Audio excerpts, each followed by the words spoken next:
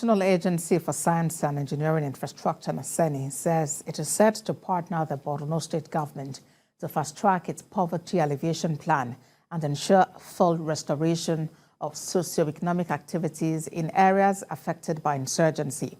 Chief Executive of the agency, Professor Mohammad Haruna, stated this during the launch of its skill acquisition training and youth empowerment program in Maiduguri. TVC News' Jasita Fida reports. It's the second visit of the Chief Executive of the National Agency for Science and Engineering Infrastructure to Borno this year. The agency was here on the 13th of January 2023 to meet with the State Governor, Babagana Zulu, to intimate him on their plans to revamp the state with technical support. Now, it is flagging off a training and empowerment program for about 100 youths in the state. The training would focus on modern methods of vulcanizing and capacity building on the use of other modern equipment. The training program will be fully practical in scope with hands-on engagement that will produce new state of organizing technicians who can provide necessary services for modern vehicles with more electronics components and smarter technologies compared to hitherto manual-based vehicles. NASENI is equally ready to support your enterprise when the upcoming consumer app, being co-designed by NASENI Spain Limited, is launched in Nigeria market soon.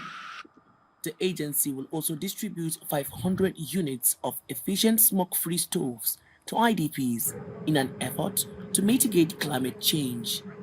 By this training module, beneficiaries can develop multiple strategic business units by leveraging the outcome of the training, namely vulcanizing service provider, training in modern vulcanizing equipment, or both with expanded stream of incomes. The state government lauded NASENI for this gesture. With this training and modern equipment, the challenges of low level technology adaptation due to lack of skills and the modern equipment for quick pilots will be overcome.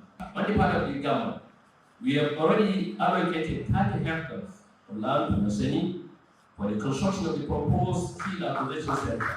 We shall continue to support our youth and artisans in whichever way possible to keep them focused and engaged. You have given us a lot, but like Oliver Twist, may I use this opportunity to request your organization to support the state in energy sector intervention project. NASENI is also collaborating with the state government to establish a mobile science technical school in affected communities in the state. Jasita Fida, TVC News. The federal government says citizens undermining the nation's democracy should be ready to face the consequences that will be meted out to them. Nigeria's Information Minister Mohammed gave this warning at the ongoing President Muhammad Buhari's scorecard media series in Abuja, featuring the Ministry of the FCT. TVC News correspondent Titi Suadeoye reports.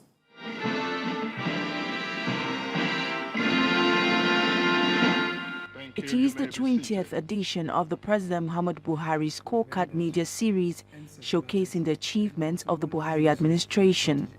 Nigeria's Information Minister Mohammed sets the tone for the day's business with a note of warning to some Nigerians living abroad whose actions continue to put the country in bad light and undermine its democratic process. The minister says such persons should be ready to accept whatever consequence that comes with it. Let me respond to the numerous requests that we have received from the media on the decision of the United States of America to slam a visa ban on some Nigerians who are undermining democracy. Let me be clear. Whatever action is taken against anyone who undermines this democracy that has been watered by the blood of many of our patriots is right and justified. Today's spotlight is on the Ministry of the FCT. The minister highlights his achievements in the areas of infrastructure, education, health, security, agriculture, economy, and social interventions. A lot of people out there, try to overblow the issue. But I am privy to security reports of what happened in the FCT every 24 hours. As a matter of fact, every 12 hours. And I know that there's a lot of work that is going on. And for every incident that you read in the newspapers or on the social media, I tell you, and it's true, over 10 cases have been nipped in the bud by our security agencies. Over 10 cases have been attended. The federal government reaffirms that it will continue to perform its functions as mandated, and Nigerians have nothing to fear. The federal government says the ongoing media scorecard series is proof that it is ready for a smooth transition of power on the 29th of May, and Nigerians should be rest assured that the February elections will hold as scheduled. Nigeria has ended its first ever solid mineral resources trade fair and seminar with a call for synergy between the government and the organized private sector to maximize gains. The three-day seminar charged the private sector to add value to solid minerals before export. TVC News senior correspondent Joke Adisa has more. The Nigeria-Israeli Chamber of Commerce, Industry and Agriculture hosts the first ever solid minerals resources trade fair tagged MineExpo 2023. In focus is the role of the organized private sector in achieving sustainable and inclusive economic growth and development through solid minerals. Director General, National Metallurgical Development Center, Linus Asoko, is the guest speaker at the event. He believes the foundation of any industrialized nation is usually firmly rooted in its minerals and metal sector.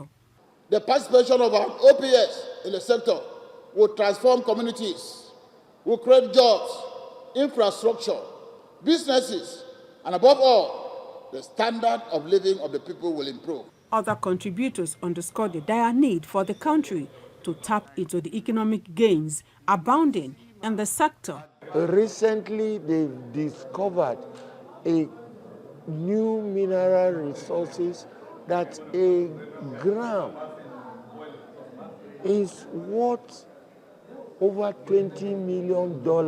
In 2015, the contribution of the sector to the gross domestic product was 1.03 billion naira. 7 years after, in 2022, it recorded a slight increase to 1.07 billion naira at a time South Africa had a GDP in the mining sector of 5.5 trillion naira. We need to explore these minerals, we need to add value to the minerals, and there's need for us to build up the iron and steel. The truth is that Ajakuta is not a viable industry. The Russians built that plant for us without spending much effort to secure the necessary and adequate quantity and quality of the materials needed to produce the steel. The summit concluded that a well-developed solid mineral sector will bring about economic growth and development. It charged government and the organized private sector to partner and tap into the many economic opportunities abounding in the sector in the overall interest of the nation's economy. Joke Adisa, TVC News, Abuja.